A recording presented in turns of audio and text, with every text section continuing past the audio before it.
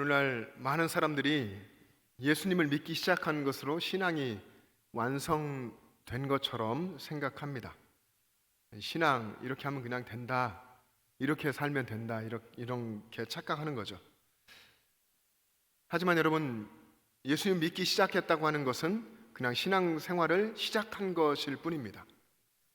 예수 믿었다면 계속해서 믿음에 머물러 있어야 합니다. 여러분, 바울이 믿음에 머물러 있으라고 했는데, 그렇게 말한 것은 믿음에 머물러 있는 것이 쉬운 일이 아니기 때문입니다.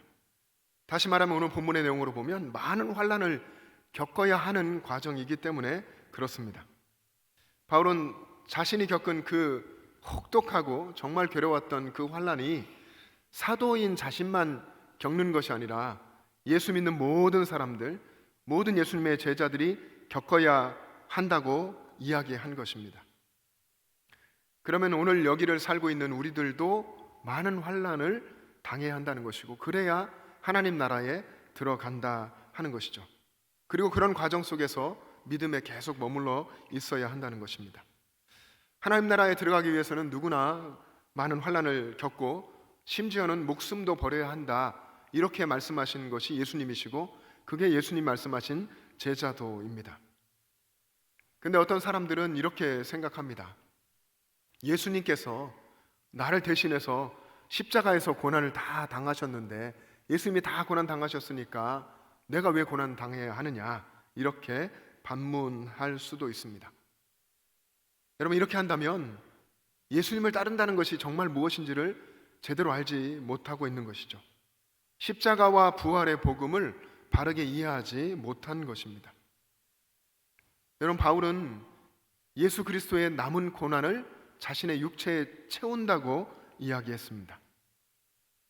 예수 그리스도께서 내게 생명을 주신, 새 생명 주신 예수님께서 가신 그 고난의 십자가의 길을 내가 따라가는 것, 그리스도인이 그 뒤를 따라가는 것은 당연한 것입니다. 시편 119편 저자는 고난 당한 것이 내게 유익이라 그렇게 고백했습니다. 그리고 여러분, 예수님의 수제자였던 베드로는 베드로 전서에서 선을 행함으로 고난 받는 것이 하나님의 뜻이다, 선을 행한다, 하나님은 늘 믿음 안에서 살고 선을 행하도록 우리를 만드셨다고 성경 속에 이야기하는데, 그렇게 하나님의 뜻을 따라서 선을 행하며 살면서 고난 당하는 것, 그것은 하나님의 뜻이다, 베드로가 그렇게 이야기했습니다. 여러분, 그래서 예수님을 따르는 사람들은 고난의 길을 통과할 수밖에 없습니다. 예수 믿는 사람들, 예수님을 따라가는 저와 여러분들은 고난당하는 것이 당연하다고 생각하고 넓은 길이 아니라 좁은 길을 걸어야 합니다. 그리고 본래 우리들은, 저와 여러분 그리스도인들은 본향인 하나님 나라를 향해서 이 세상에서 순례의 길을 떠난 나그네 같은 존재입니다. 여러분, 나그네 아시죠? 정처 없이, 자기 집 없이 길을 걷는 존재 아닙니까? 우리는 그런 존재들이기 때문에 하나님 나라에 이르기까지 그런 고생을 하고 고난을 겪는 것은 당연한 것입니다. 바울의 1차 전도 여행, 우리가 그 과정을 읽고 오늘 본문 속에 그 여정이 마무리되는 부분이 있는데요, 바울의 1차 전도 여행은 이 소아시아 남부지방을 중심으로 이루어졌습니다. 그 많은 지역을 다니면서 자연스럽게 바울은 많은 사람들을 만나게 됐습니다. 바울이 만난 사람들 중에는 바울이 전하는 복음을 귀 기울여서 듣고, 그리고 회심하고 예수님 만나고 제자가 되는 그런 사람들도 있었습니다. 하지만 바울을 끝까지 뒤쫓고 바울을 비방하고 사람들을 선동하는 그런 적대 세력도 있었습니다. 이런 바울을 적대하는 사람들은 바울이 도시에서 도시로 이동할 때에도 끝까지 추격하면서 그 전도 여정을 마치 같이 걷는데 목적이 완전히 다른 그런 사람들 같았고, 끊임없이 바울을 쫓으며 핍박하고 괴롭혔습니다. 바울과 바나바는 구브로 섬에서 소아시아 지역으로 이동한 후에 거기에서 비시디아 안디옥, 그리고 이고니온, 루스드라, 더베 계속해서 이동하면서 복음을 전했고, 이 추격하는 유대인들은 계속 쫓아다니면서 모욕과 박해를 더해갔습니다. 성경을 여러분 읽어보면 이 성경을 천천히 읽는 게 있습니다. 이 속도만 천천히가 아니라 성경의 그런 상황들을 우리 하나님이 주신 지혜 속에서 인간의 상상력으로 상상해보고 묵상하면서 가는 거죠. 그렇게 읽어보다 보면 이 강도가 점점 강해지는 것을 알 수가 있습니다.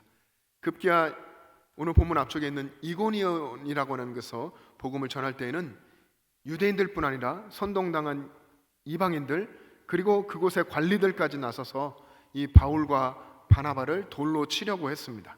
죽이려고 했던 것이죠. 그래서 그들은 급히 이고니온을 떠나서 루스드라로 이동하게 됩니다. 루스드라에 갔을 때에는 거기에 나면서부터 한 번도 걸어본 적이 없는 안진뱅이가 있었고 그 안진뱅이를 고치게 됩니다.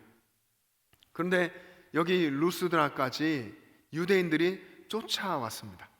오늘 본문 19절에 보면 비시디아 안디옥에서부터 이고니온으로 그리고 루스드라까지 사람들을 계속 선동하고 비방하고 그리고 충동질하고 결국에는 이 루스드라에서 바울을 돌로 치게 되는 그런 사건이 일어나게 됩니다. 끈질기게 바울을 쫓아왔고 결국에는 바울을 돌로 쳐서 죽이는 것이죠. 오늘 우리가 읽은 본문의 첫 번째 절인 19절을 한번 같이 읽어보겠습니다. 19절 시작. 유대인들이 안디옥과 이고니온에서 와서 무리를 충동하니 그들이 돌로 바울을 쳐서 죽은 줄로 알고 시외로 끌어내치니라. 여러분 계속해서 추적해 온 거죠. 도시 이름이 벌써 비시디아 안디옥, 이고니온 그리고 루스드라까지 기록되어 있습니다. 이 거리를 계속 쫓아와서 충동해서 사람들을 충동해서 바울을 돌로 쳤습니다. 그냥 돌 세례를 던진 것이죠. 그리고 바울이 죽은 줄로 알았습니다. 여러분 이 온 무리들이 많은 무리가 둘러서서 바울을 쳤을 때에 죽은 줄로 알았다. 그냥 거의 죽은 것이죠. 이 무리들이 확인하지 않겠습니까? 그렇게 해서 시외로 성 밖으로 끌어내쳐 던져버린 것입니다. 여러분 얼마나 돌로 쳤으면 죽은 줄 알았겠습니까? 그토록 바울은 고통을 겪고 그리고 성 밖으로 끌어내쳐졌습니다. 여러분 유대인들 바울을 적대하는 사람들뿐만 아니라 오늘 우리의 삶의 신앙의 현장 속에서는 사단이 우리를 그렇게 끊임없이 우리를 추격하고 우리를 노리고 우는 사자같이 그렇게 우리를 공격하고 기회를 찾습니다.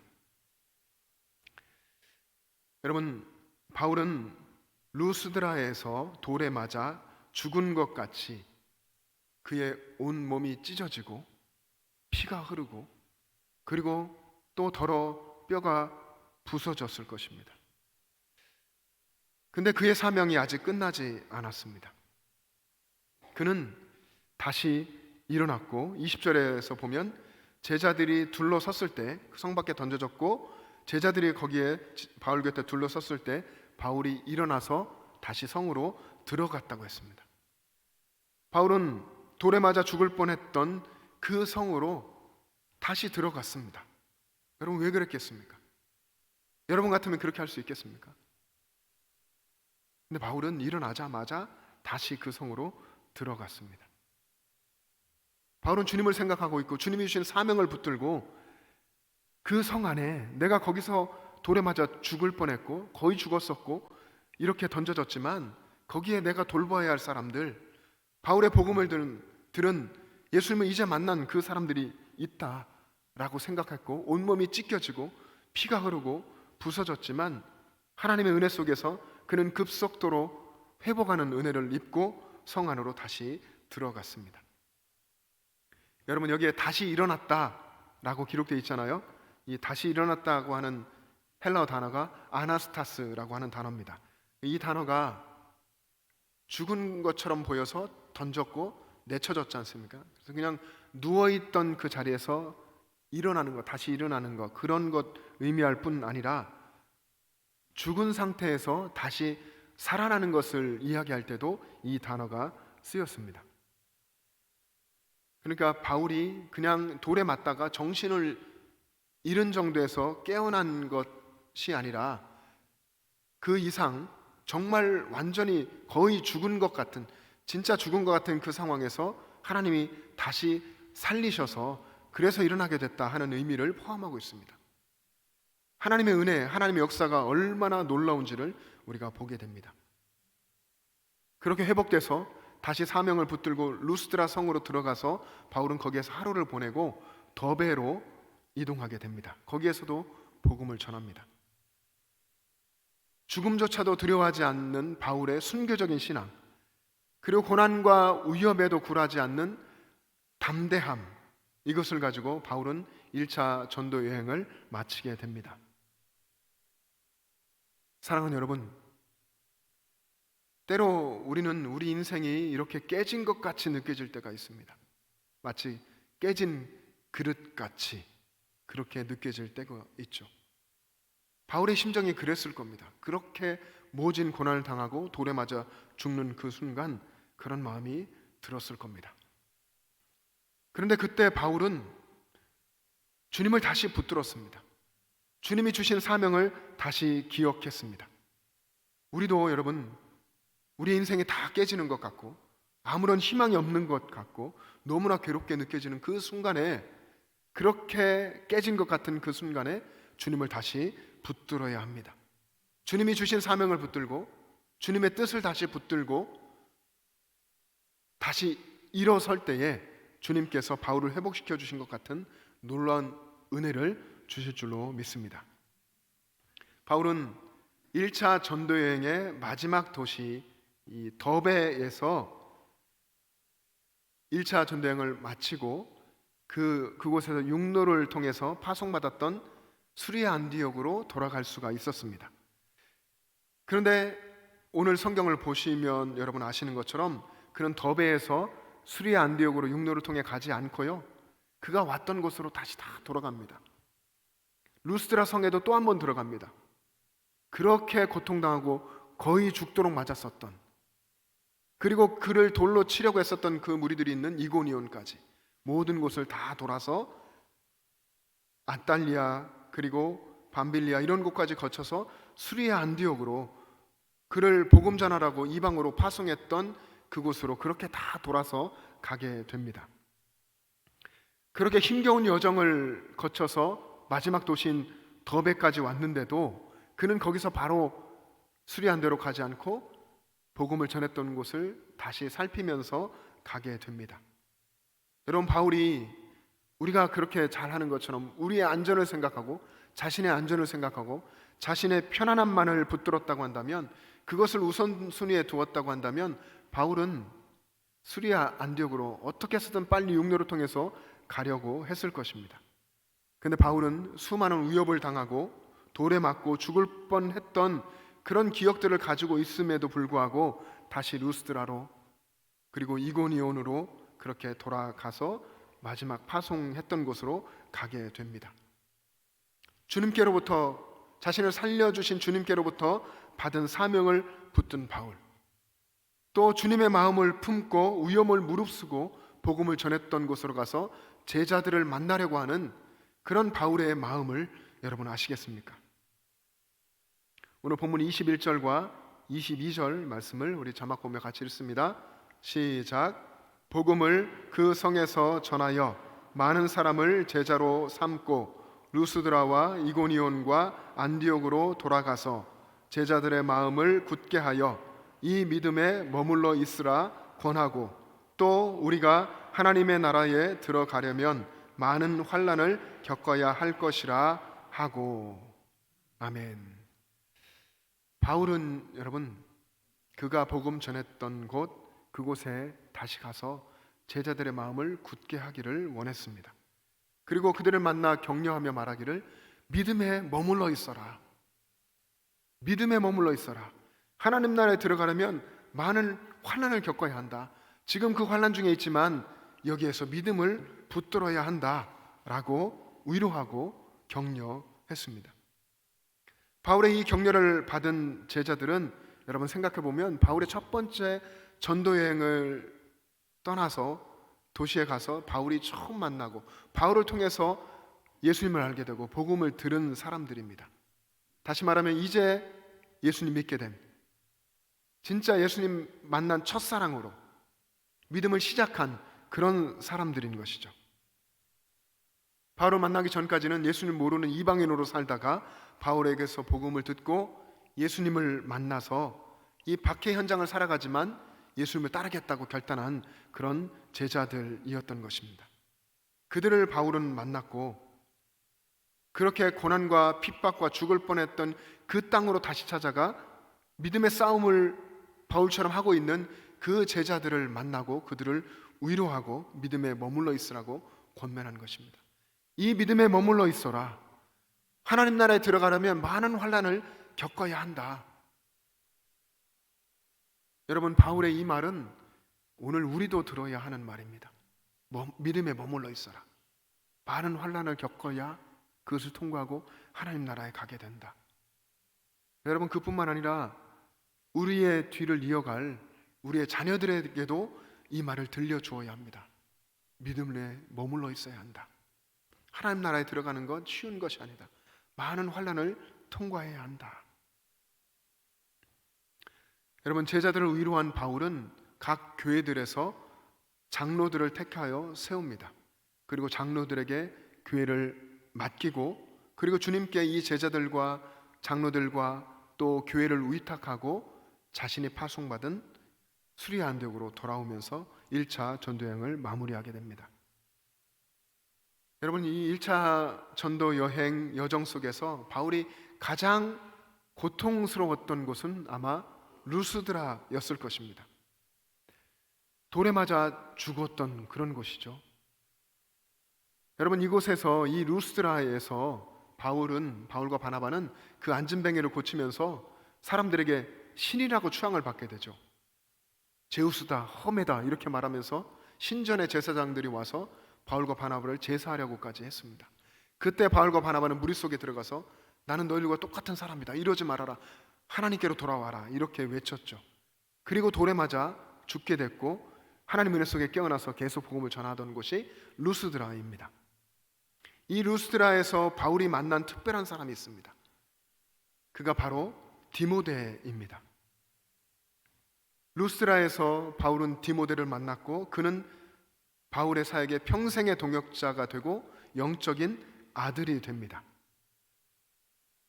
그 고난 속에서 믿음의 싸움을 싸우면서 기대하지 못했던 놀라운 은혜, 디모데라고 하는 귀한 믿음의 동역자를 만나게 된 것입니다. 하나님께서 이러한 은혜를 주셨죠.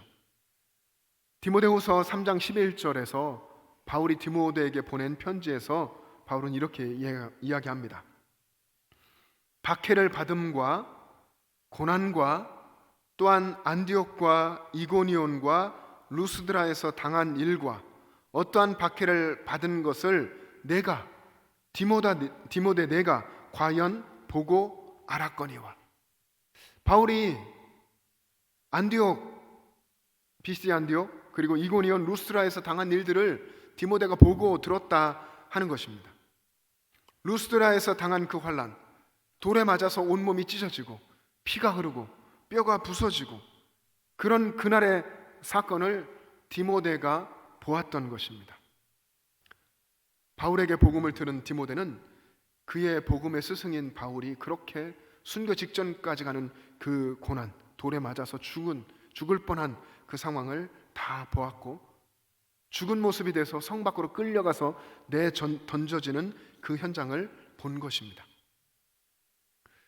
디모데후서 3장 11절에서 바울은 하반절에 계속 이렇게 이야기합니다.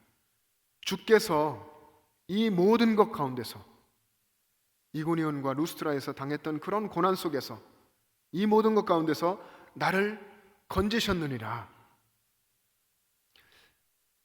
디모데야, 내가 보지 않았느냐?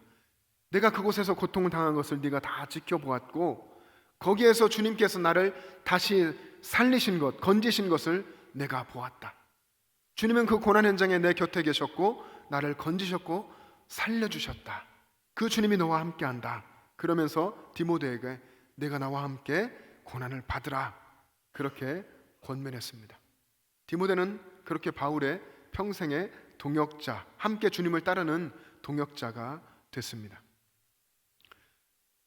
사랑하는 명천제일 가족 여러분, 바울과 디모데의 만남, 그리고 바울과 루스트라에 있었던 제자들과의 만남, 이고니온에 있었던 제자들과의 만남, 또 주님 안에서 주셨던 그런 신실한 만남들이 결국 교회를 세우고 그리고 복음이 땅끝까지 이르도록 하는 그런 동역을 이루어냈고, 그리고 주님이 주신 사명을 함께 이루어가는 거룩한 만남이 됐습니다. 여러분, 우리 교회 안에도, 여러분이 신앙생활하고 있는 이 영천제일교회 안에도 이런 거룩한 만남이 계속 일어나기를 소망합니다. 서로가 서로의 마음을 굳게 해주고 환난을 당할지라도 믿음에 머물러 있도록 서로에게 힘이 되어주는 그런 거룩하고 존귀한 만남이 우리 교회 안에 계속 되기를 소망합니다. 서로의 믿음을 굳게 하고 마음을 주님 안에서 굳세게 하고 주님께 뿌리를 내린 그 믿음이 굳건하도록 힘을 주는 그런 만남이 이 교회 안에 있기를, 계속 일어나기를 주님의 이름으로 축복합니다. 기도하겠습니다.